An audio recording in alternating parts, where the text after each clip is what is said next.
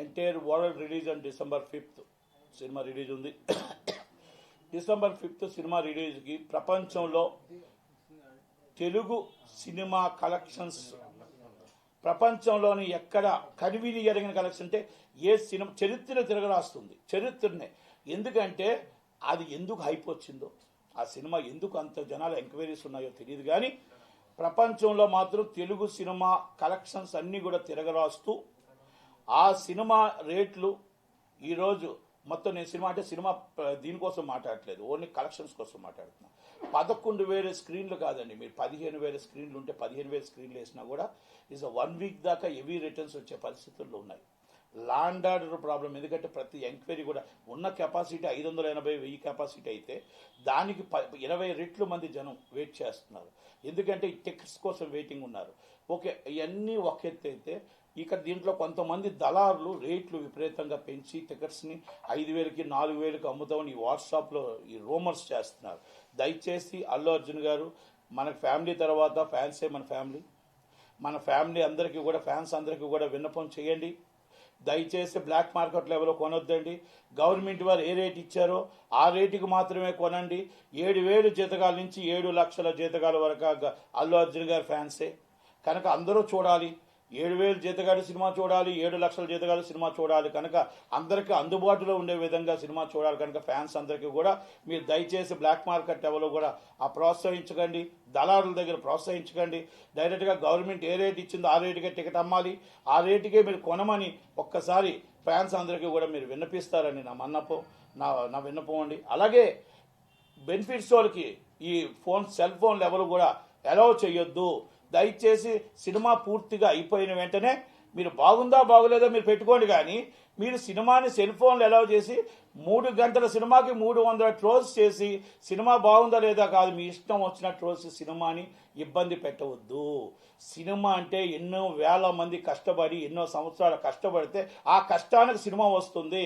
మీరు చూడండి, సినిమా చూసి నచ్చితే 10 మంది చెప్పండి, నచ్చకపోతే మానేయండి, కానీ ఈ ఫోన్లు తీసుకెళ్లి ట్రోల్స్ చేయదు. ఎందుకంటే లాస్ట్ టైం మాకు దేవరా సినిమాకి అలాగే జరిగింది కనుక చాలామంది సూపర్ డూపర్ హిట్ సినిమాని కూడా చాలామంది చాలా ట్రోల్స్ చేసి ఇబ్బంది పెట్టారు.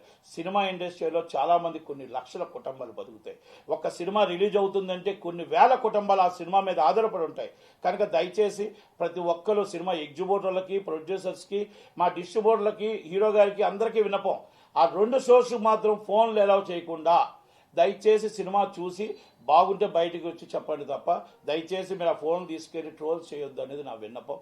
అలాంటి వాళ్ళు ఇమ్మీడియట్లీ మీరు థియేటర్ వారు కొంచెం అలర్ట్గా ఉండండి. కొంచెం కష్టమే అయినా కూడా అలర్ట్గా ఉండమని నేను రిక్వెస్ట్ చేస్తున్నా.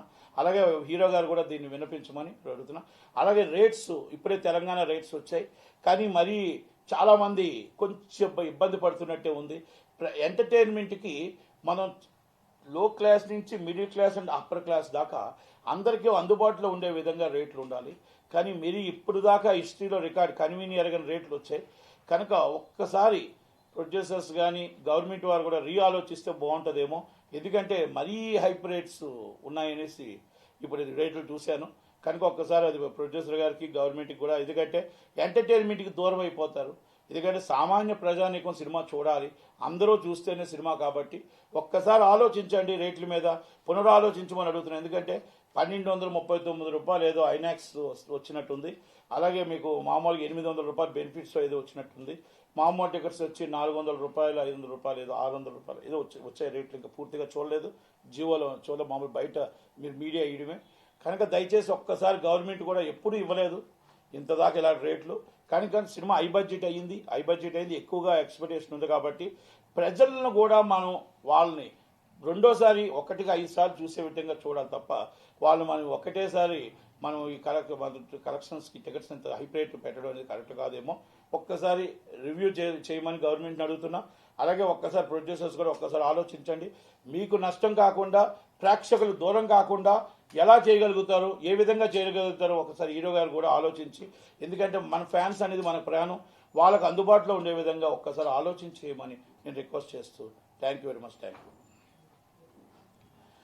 అలాగే కొండా సురేఖ గారిది, ఆమె ఒక బీసీ మహిళ, ఆమె ఒక ఈజ్ అ పొలిటికల్ లీడర్. ప్రజల మనిషి, ప్రజల కోసమే ఉండే మనిషి.